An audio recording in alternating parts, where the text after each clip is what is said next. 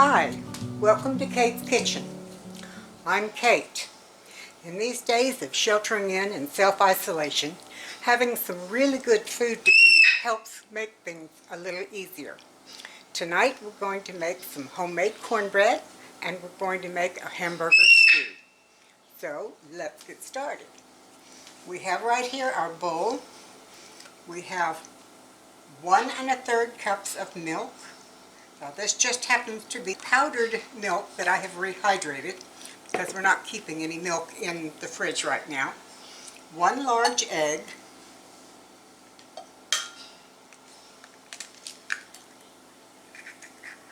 Here we are.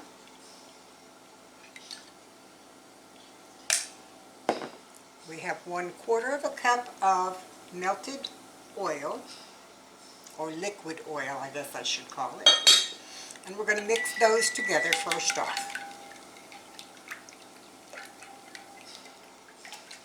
Once we get those so that they're homogenized a little bit, we will take 2 cups of Martha White's buttermilk cornbread mix.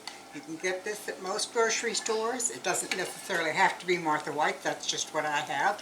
And I've kept it in our pantry for a while, and I thought this would be a good thing to use tonight. So we're going to pour that in a little bit at a time so we can get it all mixed in together without having a lot of bad lumps. Lots of dust from that cornmeal too. Ah, goodness. That one let go. There we go. Now, while I'm doing this, I will tell you that I have preheated my oven to 450 degrees. I have an 8x8 Corningware pan that I brushed with butter to make sure it was oiled all over. And I have put it in the oven and it is warming. So when our cornmeal is ready and the oven is hot enough, the little pan that we're going to cook it in will be ready to be used. And all we'll have to do is pour it in there. But in the meantime, we've got to get it all mixed together. Now, one thing that the instructions said was if it was too dry, and this seems to be a little bit dry, we can add a little more liquid, 1 tablespoon at a time. Let me get a little bit of liquid. We'll use our filtered water to be sure it's clean water. And I have a tablespoon right here. And we will just measure the water into here and stir some more until we have it a nice, should be a thick batter, but you don't want it like paste. You want it to be pourable. So, with 1, looks like we're going to need at least 1 more. And according to the instructions, you can keep adding it 1 tablespoon at a time until it reaches the consistency that you like. You know, I have been watching a lot of things on YouTube lately, and old-fashioned comfort food seems to really be making a step back, or a comeback.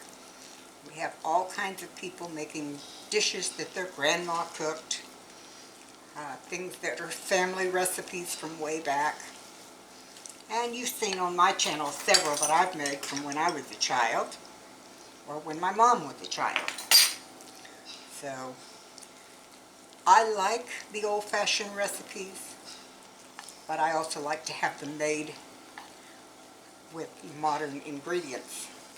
To some extent, not always. Now there, see that's pretty much a pourable consistency. Maybe 1 more tablespoon, just to be sure. There we go, that's better. Alright, now I'm going to get the pan out of the oven and bring it over so we can pour it in. And I'll bring you back when I've got that ready to go. Our oven is hot. Our pan is hot too. So I'm going to follow the instructions and just pour this in. Like I said before, I did butter the pan and let that butter get hot too so that The whole thing will be hot when we pour the cornbread in. There we go. We'll smooth it out a little bit so that as it cooks it'll rise evenly. I'm going to put it in the oven and I'll bring you back when we're ready to start on the next part of our meal. The cornbread is in the oven. It's supposed to cook for 20 to 25 minutes. So we're going to go on with the next step of our meal. And that is, we're going to make homemade hamburger stew. We have 1 pound of ground beef that we're going to open.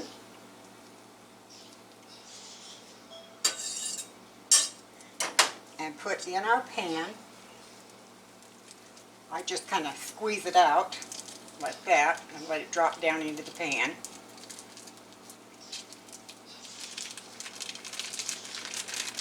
There we go. That gets most of it out. Use our little wooden spoon to get the rest of it. That should get most of it. We have 1 pound of ground beef. We're going to turn on the heat to medium. On my stove, that's between a 5 and a 6. It has from 1 to high, which is 10. I'm going to break it up a little bit with the spoon.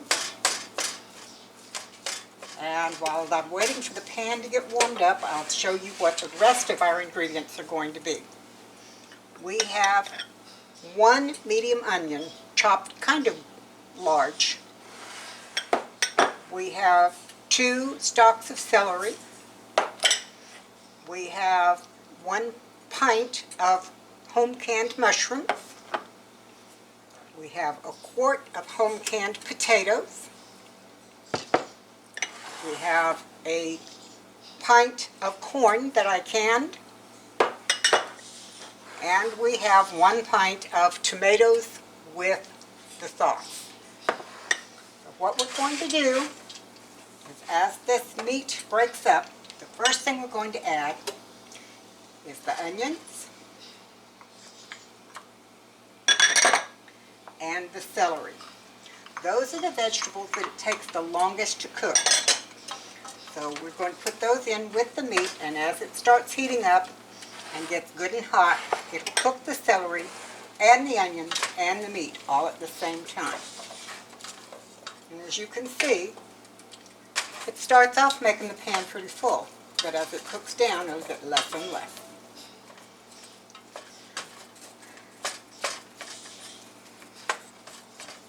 I'll bring you back when this has gotten to the point where we can start adding the rest of the ingredients. Our hamburger meat has cooked down and our onions are beginning to be tender, as is the celery.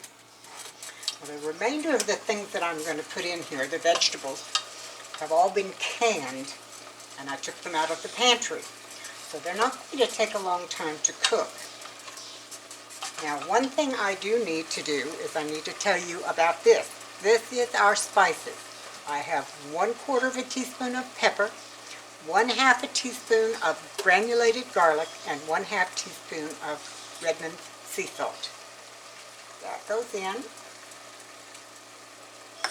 And we're going to let that cook for a little while with the other things so that they can meld their flavors with the meat and the vegetables.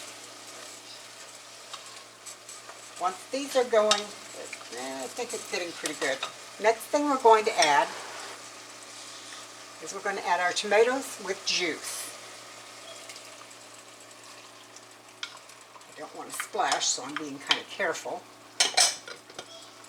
And we'll stir that in, as you can see.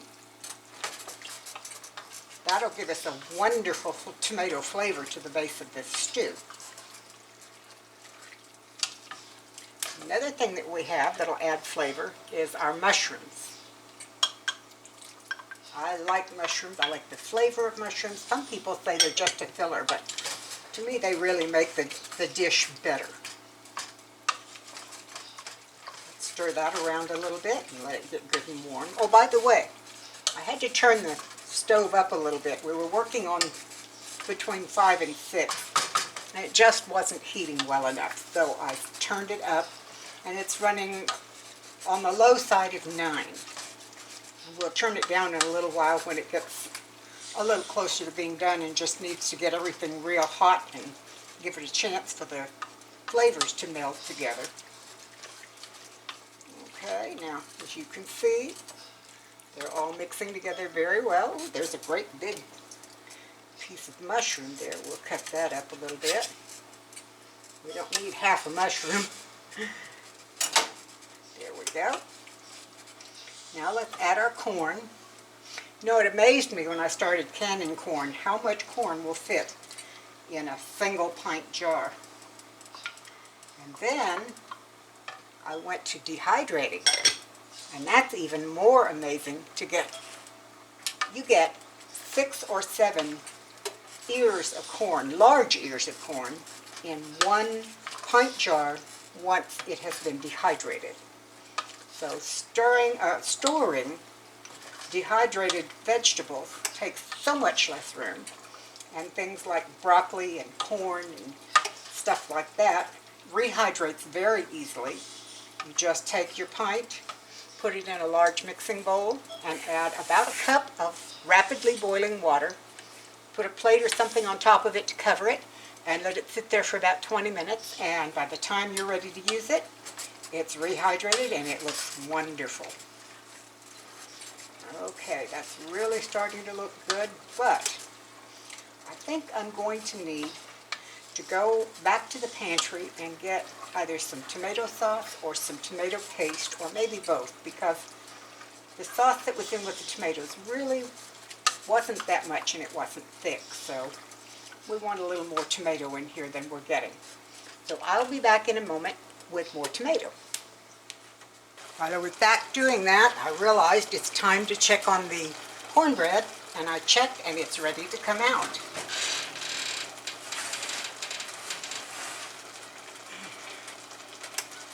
Oh goodness, that looks beautiful. The top does not sink in. Let's turn this off.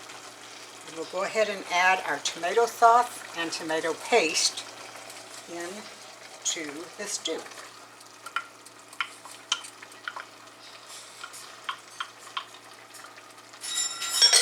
So let me see how that looks. I'm going to stir that around and get the tomato paste all incorporated. The tomato sauce incorporated pretty quickly, but we need to work with the tomato paste. I'm so pleased that the cornbread has turned out so well. Oh, that popped and got me.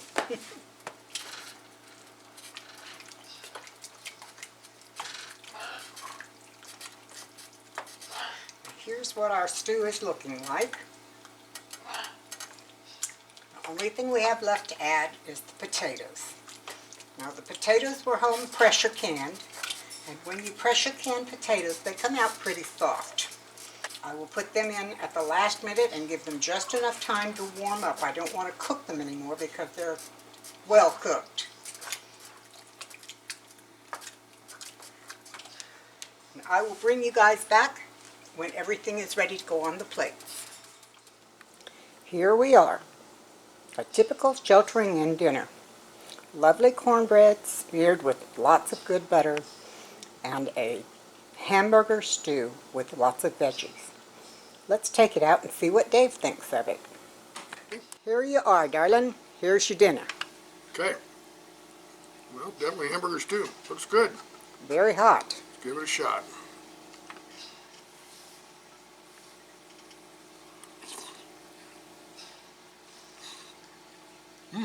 Good.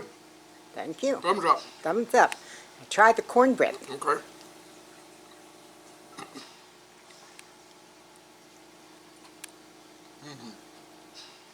That's good. Thanks. Me like cornbread. I'm glad you enjoy it. There's more of this, right? Oh yes, I made Okay. a whole big pan of it. Good. All right, I'm going back to the kitchen. That'll work. That'll work. Thank you. Thank you.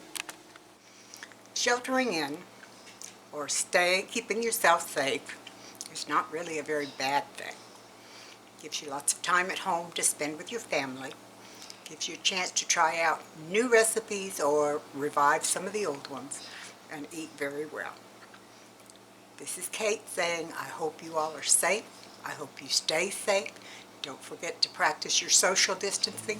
Wash your hands a lot, and we'll see you at the next one. Goodbye and God bless.